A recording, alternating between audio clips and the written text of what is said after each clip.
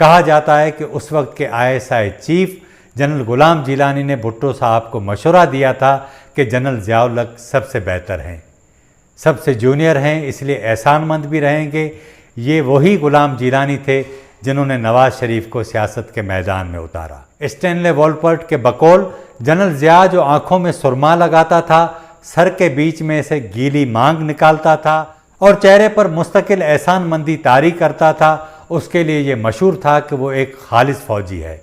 मजहबी और गैर सियासी सोच रखता है और दारू से दूर है। वो सिर्फ हुक्म मानता है और उस पर अमल कराता है। उर्दन में बतौर ब्रिगेडियर 3 बरस के दौरान ज़िया-उल हक ने जिस वफादारी के साथ शाह हुसैन के फ़लस्तीनी मुखालफिन को कुचला, वो काम से लगन में अपनी मिसाल आप था। कुछ लोग ये भी कहते हैं कि सन 1975 में भुट्टो साहब ने मुल्तान में 2nd स्ट्राइक कोर का दौरा किया तो कमांडर ज़िया-उल हक ने साहब की पसंदीदा